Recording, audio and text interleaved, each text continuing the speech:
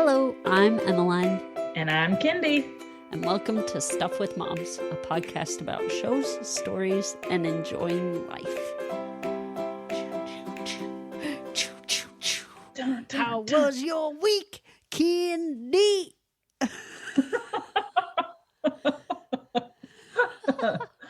It was a crazy week, actually. There was a lot that happened. I got to hang out with you. Yeah, that was awesome. That was awesome. It was like the worst because it wasn't the worst to hang out with you, but I felt awful because I totally forgot. Matt had left to work in Idaho, and so I forgot to give you the heads up. Emmeline calls me and is like, "Hey, I'm 15 minutes away." I was like, 15 minutes away from what? Oh, my house. It was the funniest we're thing. Supposed to go see a movie. Oh, it was quite the, quite the day, but yeah. And then Emmeline, she went and took a test a while back. And I think I've talked about this, but I finally got to meet my deaf mentor that we have for our family. And apparently whoever else we want to invite, which is kind of cool. I've just been inviting everybody, like the nursery teachers. So what's a deaf mentor? To talk to Emmeline. So they are going to help me learn ASL. Oh, cool. Yeah. So she is deaf, but Lauren is, but she also has a cochlear implant. So I don't know how much she can hear. And that was her choice to do that. And it's just going to be her. There's going to be no interpreter. So we get to just kind of work our way through an hour of hanging out with each other and Emmeline and whoever else is going to come and hang out. So that's cool. Yeah. Yep. And so, yeah, it was very overwhelming. There were like 5 people at my house, and the director it's called PIP. It's I don't know why I brought that up because now I can't even think of the acronym. Parents in something program. No, that's not it. But partnering infants parents. No, that's not it either. I can't remember. Anyway, so it's this program. And so she's the director. So she came and her interpreter came, and then my mentor came, and then the speech therapist person came who set this whole thing up and is new, and you can kind of tell, but yeah, anyway, I love her, so I don't care. And then this other chick, I can't remember her name, but I can't remember the director's name either. She never talked to me. I don't even know why she was there. She could have just been new as well, but nobody was like, she's here because of so-and-so, and I don't know. But anyway, so there were 5 people in my house, and like only 2 or 3 could actually talk to me. So it was cool and overwhelming at the same time. That was Thursday. Holy crap. So you had a really busy week. Yeah. Because I surprise attacked her on Tuesday. Yeah. We got to hang out, which was awesome. And I had so much work I had to do and finish up before. Otherwise, I'd just be like, I'll do this later. But one of them was like a deadline, and the other one was a deadline, and then all like converged at the same time. It was awful. And then I felt so bad. But you were a saint and hanging out with my kids until I got done. And then Saturday, yeah, well, that's good. And then Saturday was our Christmas party and Matt's family party. So our Christmas party was in the morning, and I decided to help and make something at night, but thankfully it was a crock pot breakfast thing. So I just set it and forgot it. So that was nice. And we just went and ate breakfast and then hung out at the house until we met up with his family up in Riverton, where his dad lives, and got to see his family and hang out. And yeah. Wow. So, holy quite crap. a week. Yeah. No wonder you forgot that I was coming if you had all that going. Gosh. Yeah. Oh, and Yeah. Matt was gone. So yeah, that was crazy. And oh yeah, and Matt was gone like from Tuesday, and he got home Thursday night. Was it Friday night or Thursday? I can't remember. I think he got home Thursday night. It was a long week. So yeah. Man. But how was your week? It was great because I got to come to Utah and hang out, and Yeah. I got to see you. I got to see my in-laws and spend time with them. That was really wonderful because they're just the nicest people. And then I went and stayed at my parents' house in their cabin. And the next morning, me and my dad went sledding on the snow. So that was fun. Nice. I got to play in the snow. With your dad. Yeah, That with is my awesome. dad. Yeah, we went sledding. But yeah, hanging out with my parents is always wonderful. And then I went to my appointment, my doctor's appointment. So I'm on this study. Have I talked about this? Where I'm on the study and I'm still doing it there because I have family there. Anyway, there's a recap for you if I hadn't said that yet. Yeah. There you go. So I'm continuing this study in Utah because then I have an excuse to visit friends and family while I'm there for my study. It's so much fun. And then so after my study appointment, I went to my sister's house, Kendra, and visited with her family.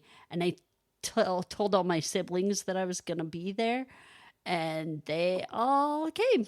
Ben has gotten home from Kuwait, so he was there. Awesome. And his kids. Home safe. Yeah. All of his kids except Kaya. I didn't see Kaya. I think she arrived there yesterday. But I got to see all them, and his oldest son's Michael's baby, and Riley and his wife Gwen, whom I love. I got to see Tim and his family and meet their new baby Charlotte, and she's so cute. Nice.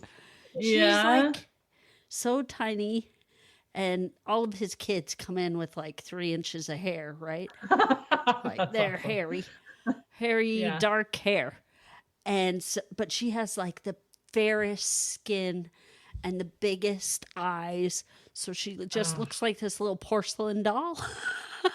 Oh my goodness, that's adorable. She's so cute. And then Jonica came, and I got to see her. Awesome. It was all my siblings except Megan, and I saw her at Thanksgiving, so it was just like, it was great. And we hung out, and we ate good food. Kyle had this restaurant he recommended, so he found out that he had a friend from his mission that made a restaurant in American Fork, and he's like, it was the best focaccia bread that he's ever had. I got your bread. And so I was like, I'm gonna go try it, and it is delicious, and I brought some home for him. And let's see what else. My flights were both going to and coming home were both ridiculously early, so I didn't really sleep all week. So yeah, I think I took a really long nap today, and I slept really good last night. So yeah, I'm catching up. Oh, good. I'm catching up. That's good. But man, it was fun. It was a fun week. It was busy, but it's fun to go and spend time with my siblings, and go back to Utah. But man, I sure love coming home to my guys. Yeah. Like, oh, this is so great. And then, so I had a crazy weekend too, because then when we got home, we went to visit Joy and Doug this weekend and their family near Charlotte. Oh, nice. And we just played games and had a fun weekend of hanging out. So we stayed the night there Friday night, and it was great. So I was kind of busy too, but yeah, nice. Yeah. Busy before the calm, hopefully. Yeah, that's why I'm like, it's Christmas though, so it's gonna be a different kind of busy. But like Yeah. at home, we weren't going to go anywhere. We're going to just stay home. Right. Yeah. Okay.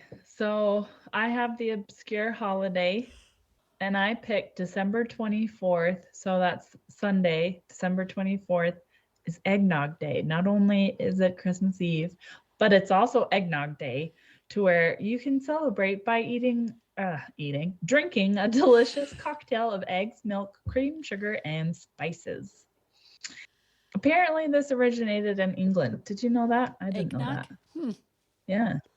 And it's now become associated with Thanksgiving in the United States and Christmas in many parts of the world. And traditionally, it is an alcoholic beverage. And so there was an eggnog, they call it the eggnog riot.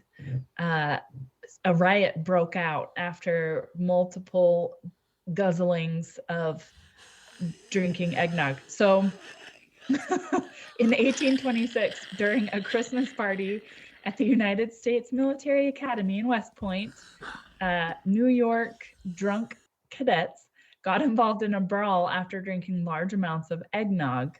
And so that's where it got deemed the eggnog riot, because they were all drinking spiced eggnog. So you can celebrate this by making your own eggnog, or if you drink alcohol, you can adult it up and add some alcohol. And here in the US, bourbon or whiskey is usually the spirit of choice, but in the United Kingdom, they usually do sherry or brandy is added. And then the name came from the Middle English word of noggin, which refers to the wooden mug that was used to serve alcohol. And I guess they started serving the eggnog in it, and it's mostly made of eggs. So there you go. Eggnog came from a wooden mug. The name of it. So I got a question about eggnog. What do you add to it? I add milk because sometimes it's a little too sweet. So I try to calm down the sweetness of it. I haven't had it in a couple of years because it just was too thick and too sweet, but I should definitely have some before the end of the season. Huh. I have never liked eggnog. Not ever. Oh, yeah? The texture of it is one of those things that I can't handle, because I think it's because it reminds me of mucus, and I had to swallow it a lot throughout my life. And so why would you want to continue? Why have a drink that has that consistency? So yeah, that would gross. Suck. Yeah, maybe I won't have eggnog this year. Happy Eggnog Day, people, and Merry Christmas. All right, you have our word of the week. So here you go, Kindy. It is Clishmaclaver. Clishmaclaver. Or Clishmaclaver. Clishmaclaver. Clishmaclaver.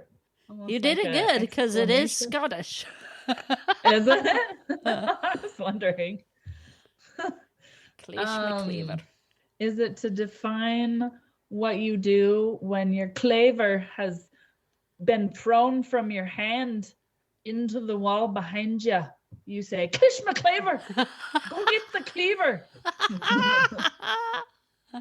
That's my guess. It is gossip or idle, foolish talk. So Clishmaclaver is, it's a fun way to say gossip. It is. Stop your Clishmaclaver and go be more productive, eh? I just went right into Canada. That doesn't work.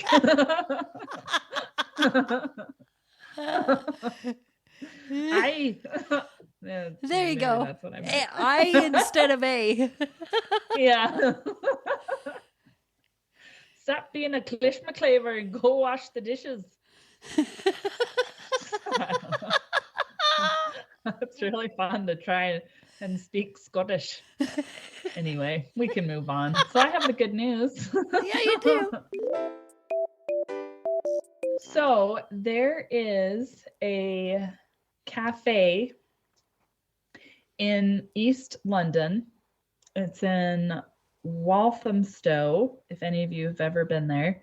And it is the smallest menu on Wood Street. They only offer boiled eggs, toast, jam, porridge, tea, and coffee.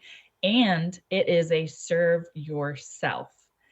So the thing that they do is that they don't charge you any money. But if you'd like to offer funds and there's no pressure either, because how they've done this is that they've put a donation jar by the dirty dishes. So when you go to put your dirty dishes away, you can put money in there. Or if you can't afford it, and this is like your one meal or whatever, or this is a meal, that you can't pay for, that's okay, because there's enough people that have donated to where this is continuing to go.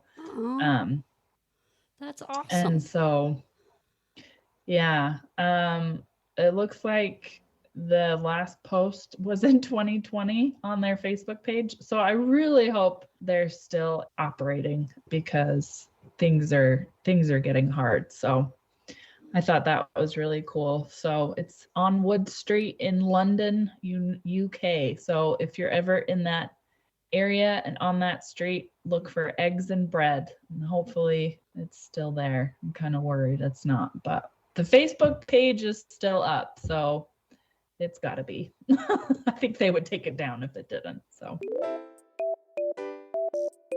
now we are going to be talking about Christmas songs that we like, and then tell you why we like them.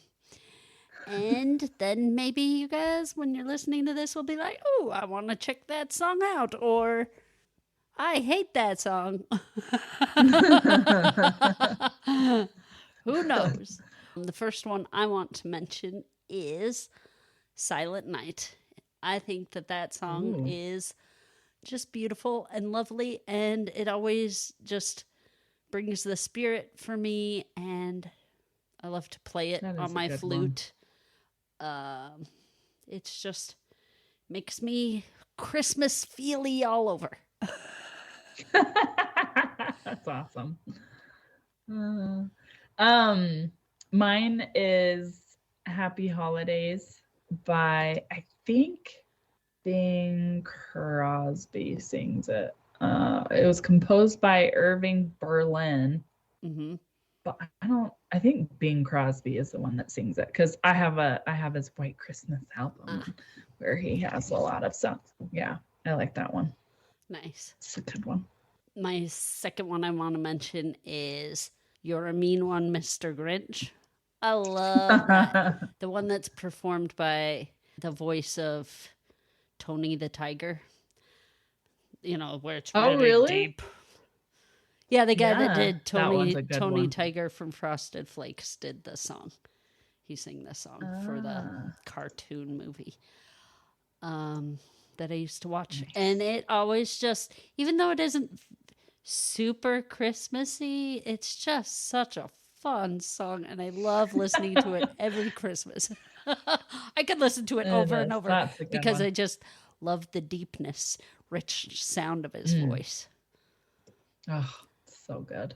Love deep voiced singers. Mm-hmm. Like, what's his face? He sings the Sound of Silence that Simon and Garfunkel sang. I can't remember his name, but his voice. But apparently he's like one of those like screamer artists, like screamo rock kind of. So I wouldn't listen to him normally, but his cover of Sounds of Silence, it's beautiful. Anyway, but we're not talking about normal songs. We're talking about Christmas. Santa Baby by Aretha Kitt is good. That's a good one. I love Aretha Kitt. She's the voice of Yzma from Emperor's New Groove. That is awesome. She does a great job. Yeah. I love the song Carol of the Bells. And I love, there's one version of it done by the Tabernacle Choir at Temple Square. Oh, yeah. That is so perfect. And it always, every Christmas, it takes me a long time to find it because there's several different versions of it. And there's only one specific version that I like. You should favor that. I did. And it's just like, it always takes me a while to find it anyway. So, but it is, oh man, that song is just so gorgeous when done well. Yeah. So that's a good one. I like Maliki. Oh, how do you say it? Kalikimaka. Is the song? Yeah, by Bing Crosby. Yeah. Nice. I like that one. Yeah. Nice.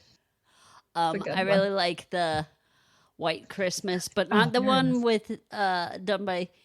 I like the one by Bing Crosby, but I really like the one that's done by the Four Seasons.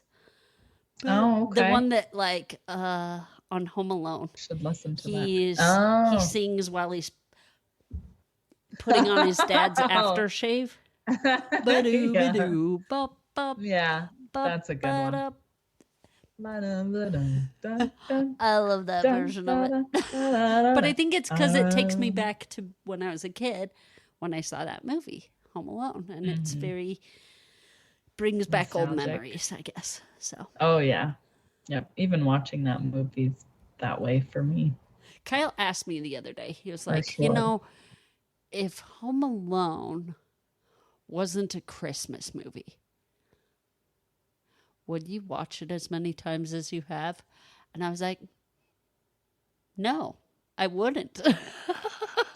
I probably would have watched it once, maybe twice. And that would have been it. But because it's a Christmas movie, it has like a time of year. You can watch it and it takes you back to that time of year when you were a kid and you cracked up over the bad guys getting beat up. You know, I wouldn't have watched it over and over like I have. Yeah. So I have the same question for you. Would you have watched it over and over? Probably not. Oh, I don't know. 'Cause it's so like the context, like I'm trying to imagine it without Christmas. Like they went on vacation.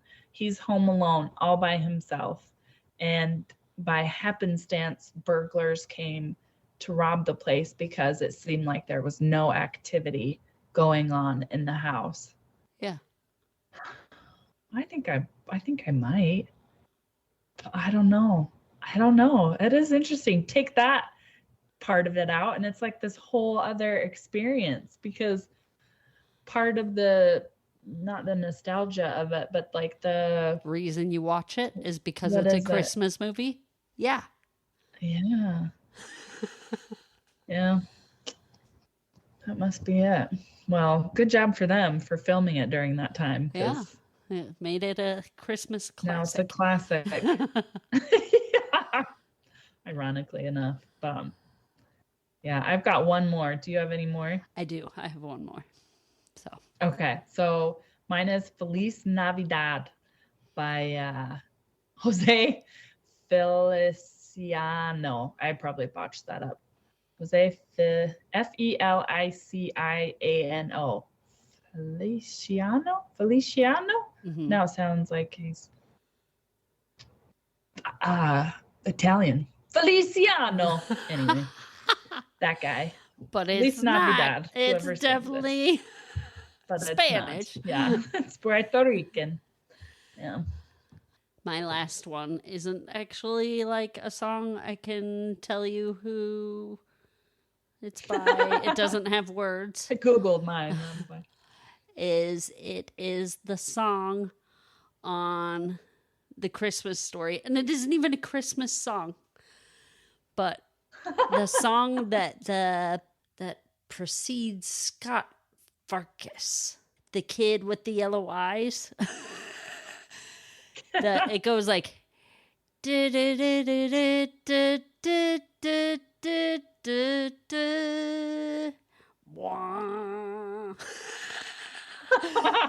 the part where he like creeps up on him and then like picks on him in the alley and they have all the music that accompanies that kind of fight scene and the sneaking up and then the crying and the running away.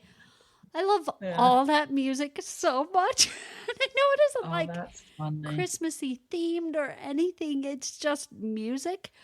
But whenever I hear it, I think of Christmas. I think of, laughing with my family and, being gathered together and just the love.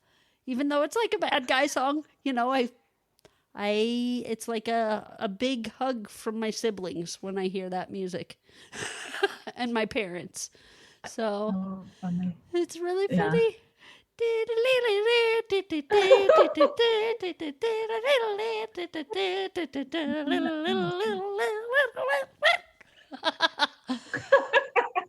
Anyway, so the music from A Christmas Story.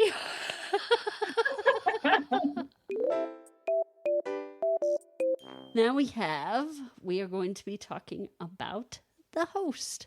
So spoilers for The Host. If you haven't seen it yet, we are totally going to completely spoil this movie and kind of shred it apart. So yes, if you don't want to hear that, just so you know, you've been forewarned. My suggestion is not to watch this. But hey, don't get to that yet. Maybe cut that out because I know. I have a different suggestion at the end of our spiel. Okay. All right. What did you like about it? Wait, we got to summarize. You do the summary. Oh, that's right. That's right. Me? Ugh. An alien life form has come and taken over the world, but there are certain amount of pockets of human beings that are resistant to the aliens, and it's basically this they call it the host because it's like a parasite, and it needs a host in order to survive. And it follows the story of one parasite but this soul took over a host that was resistant to the takeover, and so she is still present in the body. And so it's just a story of how these two get to know each other and how their lives intertwine throughout the story. There you go. That was great. Is that good? Yeah. Okay. I put you on the spot. Yeah, you did.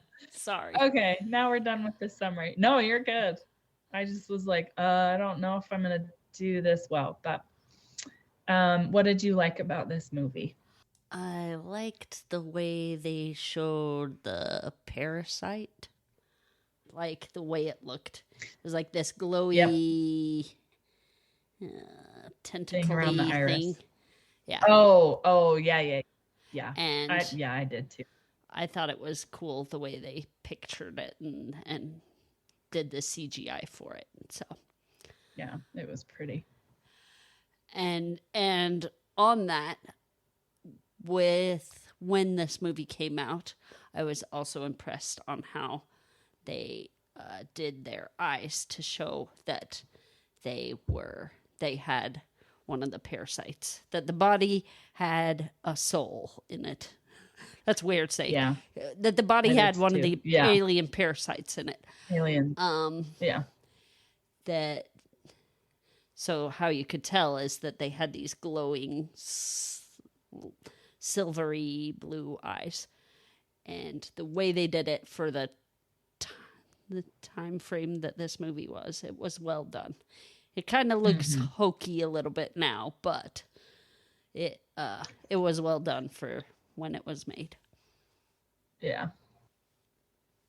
I liked how Liz was nice. So the seeker, they call the ones that are more aggressive towards the humans and are trying to eradicate the humans are called seekers. And they call the main parasite Wanderer because she has been on many different planets and hasn't picked one to just stay on and repeat her lives there. So when Melanie gets taken, Melanie is the main character, and she was trying to find her aunt. And so she gets caught and is trying to kill herself by throwing herself off of an abandoned building in an elevator shaft. She jumped into an elevator shaft where there was no elevator, but it was not high enough, so she survived.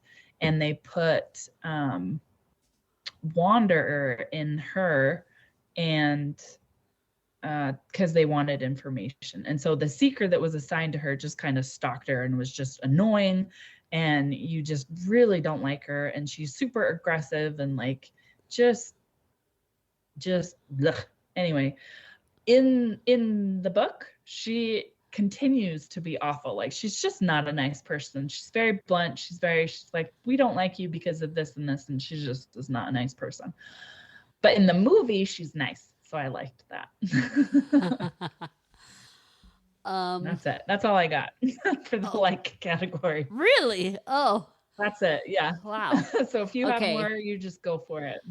Saoirse Ronan plays the main character. Her name, Wanderer / Melanie. And she does a great job. So she does, yeah. I really like that. She's a good actress. And I like the set that they have them in the cave, the underground dwelling that they have there. That was really cool and imagined out. I think so. I read the book a really long time ago, and watching the movie, I was like, this is, I think, how I imagined it. And so they did a really good job there, because they stuck to what the book was, or at least how I imagined it from the way the book described it. So I was impressed there. Mm-hmm. Something else I liked was the family-ness of it, how they kind of stuck together because their family, like Melanie goes and gets Wanderer to go find her uncle and aunt and her brother, so that her brother will know she's okay, or at least that her body's okay. Because she's like, if I tell anybody that I'm in here, if you tell them that I'm in here talking to you, they won't believe you. They'll just think you're trying to butter them up or whatever. But I still want them to see that my body is okay. And so I liked that, the importance of family there. So that was nice. We can go on to stuff we didn't like, because I did have a lot of that. You don't have any more you liked? Nope. Apparently you have a lot. So you swing us off. You go first. What's something you didn't like? I didn't like how Wanda started to find the desert. And in the book, it's just... I had such a hard time with this movie because I've read the book. And I've read the book multiple times. And I love the book. But this movie, it was... So in the movie, they have Wanda escaping, because they are going to take her out of it and find her somebody else, and the seeker is going to pop herself in there to get the information she needs and then pop back out, which is true. Sorry, but when you book, say take Wanda out of it, you mean out of Melanie's body? Yeah, Melanie's body, and the seeker will go in to get the information she needs, and they'll keep her body for her so that she can go back, and it's all authorized and whatever and what have you. So then Wanderer is like, I gotta get out of here. We gotta peace out. So her and Melanie decide to skip town and run and escape and have this horrible car crash to get to the desert. But they were in Louisiana. So whatever. In the book, they're in California, and she has to drive to Texas or something, but she drives through Arizona, and Arizona is where the uncle is.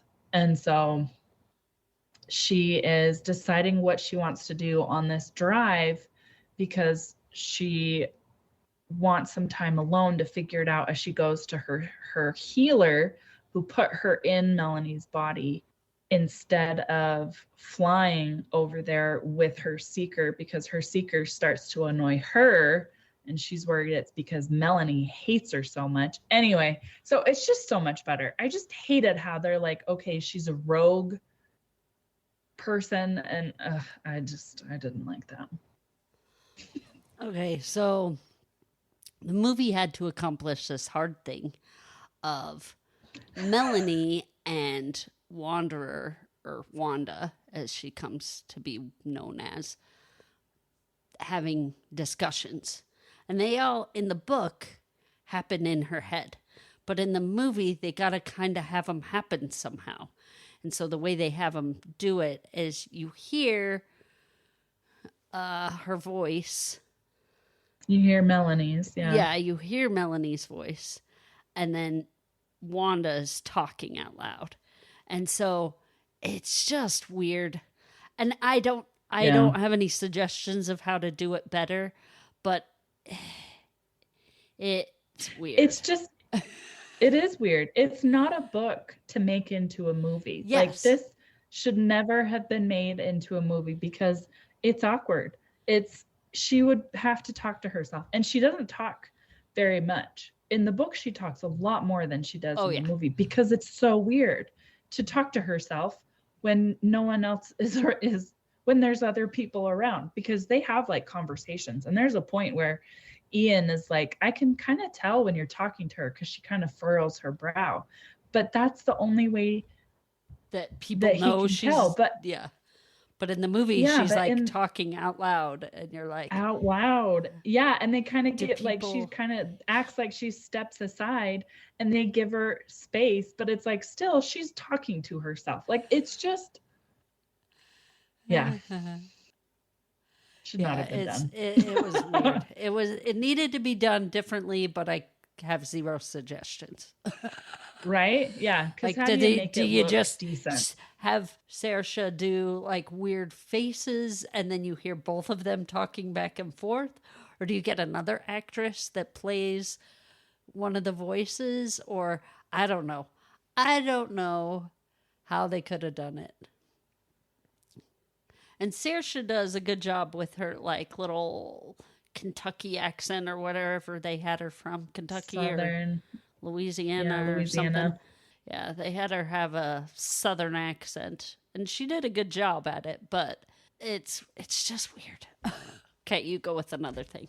I didn't like how they kept going out during the day. They don't ever. They always go out at night. The only time that they go out during the day is when Wanda starts to use her ability to be an alien in the world and go shopping and like get things for people, because they're always going out at night. Like, they never went out during the day. That's where you can get spotted the most. And they have like this huge truck that's like driving on this desert spot, and in the book they have like this chain thing connected to the back of the tires so that there's no tire tracks, so that they can't find their freaking, the hosts, the aliens freaking look like idiots because there's roads. There's roads that go to like this hideout, quote unquote hideout, that they've never looked into. What are all these tire tracks and roads leading to? I don't see anything, so there's nothing here. Right? I hated it. And I hated anyway, you go with something you hate, and then I'll talk about, or didn't like. I just hated it. You talk about what you didn't like. Okay, so there's a love triangle, and I remember at the time, so back when Kindy first read this book, she's like, oh, you need to read this book. It's so great. And I was like, okay. So I read it, and I liked it. But this was the book that I decided I was tired of love triangles. I was like, man, these are just so overdone. I am so done with love triangles. So done. And so seeing the movie, it brought it back to me that I was like, oh yeah, this is when I decided I hated love triangles. And it is done poorly in the movie. You really don't feel like characters actually do like each other. Like, Yeah. you see them spend time with each other, and you're like, okay, they just didn't have chemistry, and There's, so yeah. and the two guys that they got, I mean, Saoirse Ronan is gorgeous, right? The two guys they got, and they're fine, but you could have found somebody better looking. Yeah. Well, the guy they got for Jared was fine, but Ian, he just looked like this hillbilly from Hicktown, wherever, and just could care less about his appearances. I get it. They're in a cave, but like, I just, yeah, they were not attractive at all. Yeah. I hated the hospital part where, so Wanda, so Jared takes Jamie, Melanie's little brother, out on a raid. And so he comes back and he was holding a knife and he tripped on it or whatever. So he ended up cutting himself. He felt like an idiot, but anyway, in the movie, he cuts himself with a Scythe. A scythe, and it gets infected. And nobody knows what to do except Wanda gets this bright idea and takes Jared out in the middle of the day to a hospital. Mind you, Jared is driving with his sunglasses on, and she gets out of the car. She cuts herself before she gets out of the car and goes into the hospital to get the help that she needs to still the medication to come back and save Jamie. She does. It's great. It's awesome. I hated how they did it in the movie. In the book, they go at, she's like, because there's tons of people around Jamie's bed because everybody loves Jamie. He's just the cutest little boy ever and whatever. So there's the uncle, there's the aunt even, who hates Wanda and could care less, but there's all these people that Wanda has gotten to know. In the movie, there's like 2 people. And so she comes up with this idea. She's like, I can get medicine for Jamie, my medicine, not yours, but mine, because their medicine is magic. And anyway, but they all see the look on their faces. She sees the look on everybody's faces of disappointment, and like they think it was a ruse for her to go out and get. Anyway, so Jared ends up sneaking on her and takes her out at night. Well, it was during the day, so they run to this other cave where they're hiding this car until nightfall, to where they can then go to the hospital. And so it's during the night, and he drives to a certain point, and then she gets in the car when they're coming up to a city, and then she drives to the hospital, and then because he's under a blanket because he doesn't have the glowing eyes, and then she cuts herself, and then she has him hit her with a rock because he does drive to the hospital, and then no, she does drive. Anyway, I hated it. I hated how they did it. Yeah, because the way that they do it in the book, it actually shows, it builds her character more. It shows that Jared is starting to trust her. It shows that everybody's kind of caring for Jamie better. They just do it so much better in the book, and it wouldn't have been hard to replicate in the movie. And they don't. Yeah. And it would have developed their characters and their relationships way better. Anyway, I agree with you. That one was lame. Yeah. I think I'm done. I could go on, but I think I'm done. So same. We can rate it. So our deep thought, I guess. Yes. Do you have a deep thought? I like how it kind of gets you thinking about, if something like this did happen, in a fantastical or sci-fi sort of way. What would I do to survive? Like, what skills do I have to survive, a crazy situation happening, a war? Like, that's possible. Oh, yeah. What skills do you have that will make it possible for you to survive a crazy situation? Or what skills do you want to develop so that you can? I think for me, I have the ability to know what needs to be done and do it. And no matter the obstacles, I'll find a way around an obstacle. But I mean, there's tons of skills that I would need also to survive, because you can't live on certain things. So I would love to learn to hunt.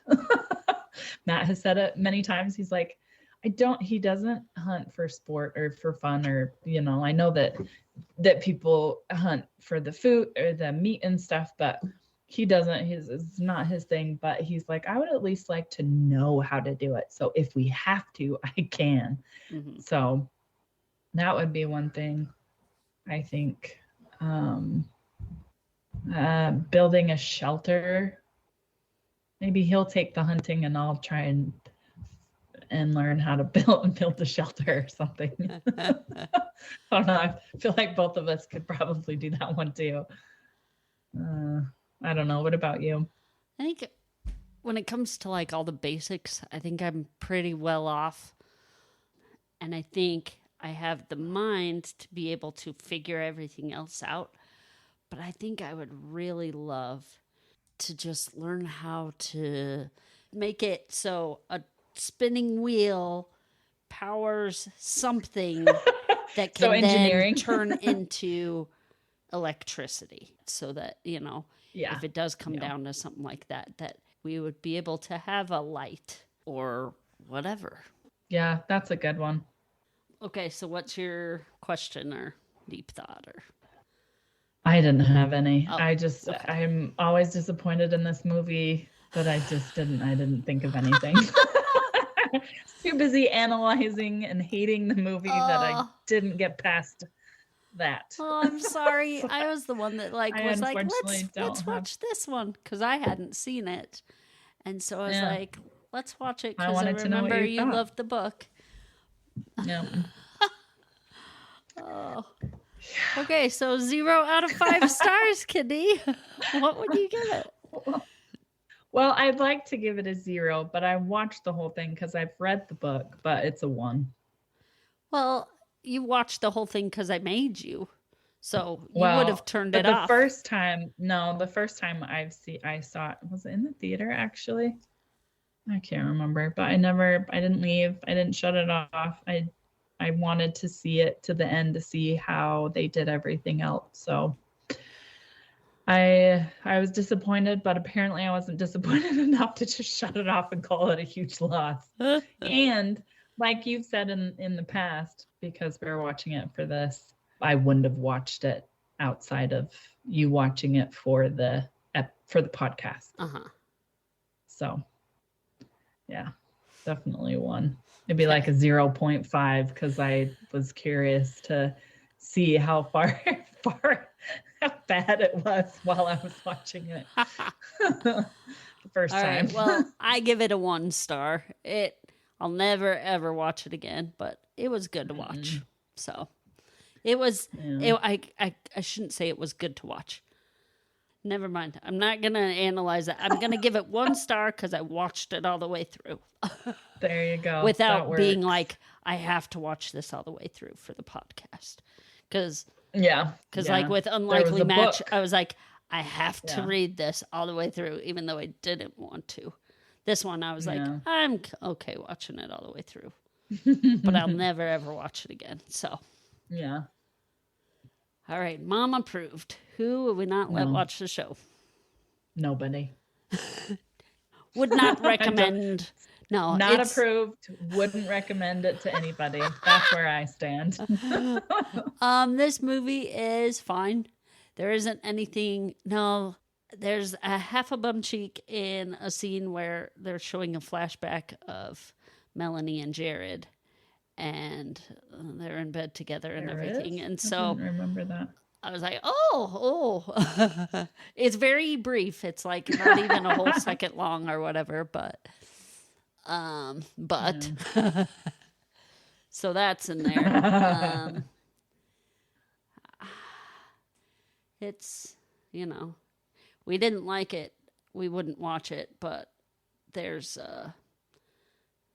I would probably say like 15 and up or whatever. If you are into this movie or whatever and you want to introduce it to a kid, I'd probably say 14 or 15 and up. So there you go. It'd be really sad if it gets one of, because you know how you watch, there's like a movie that comes out and it doesn't get the following, and then 10 years later, like there's this, it's like a cult following is what it's called. Yeah. I would be so disappointed in mankind if there was a cult following for this movie.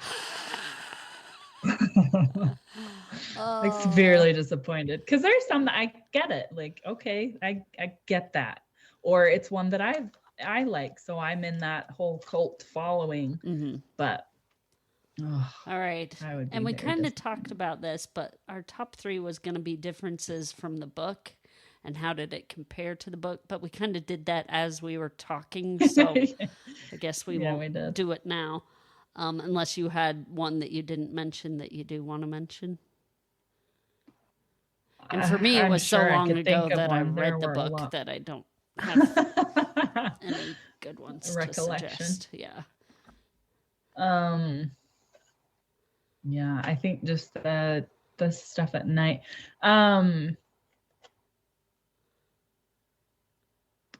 The scene where they get busted, that never happens. So there's a part in the movie where Jared and some other guys are coming back from a raid in the middle of the day, and one of them is speeding. So these aliens, they don't break any rules. Everybody's nice. It's like